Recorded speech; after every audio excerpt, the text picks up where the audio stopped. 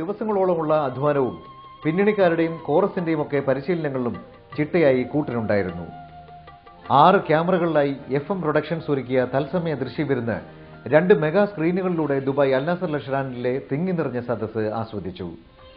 FM പ്രൊഡക്ഷൻസിന്റെ അഭിമാന സംരംഭമായി മാറി രവീന്ദ്ര സ്മൃതി.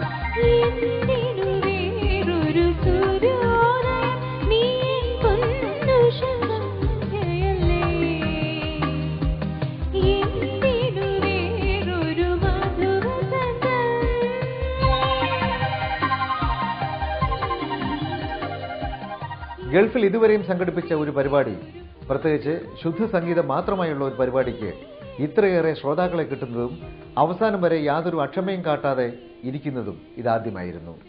ഓരോ പാട്ടിനും പ്രോത്സാഹനം നൽകി വന്ന സദസ് ഇങ്ങനെ ഒരു സമ്പന്നമായ സദസ് ഇവിടെ ഉണ്ടോ എന്ന സംശയമാണ് മധുവിലും ഗായത്രിയിലും ചിത്രയിലുമൊക്കെ ഉണ്ടാക്കിയത്.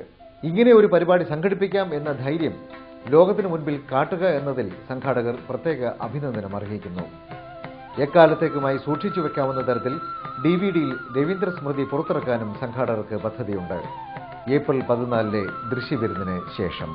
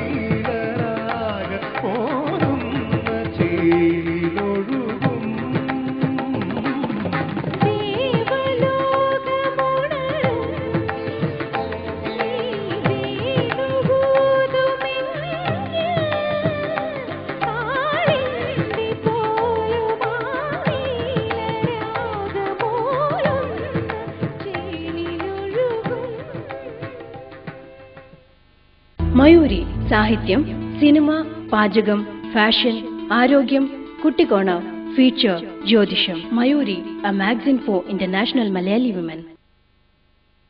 A great news for the people of Abu Dhabi with the success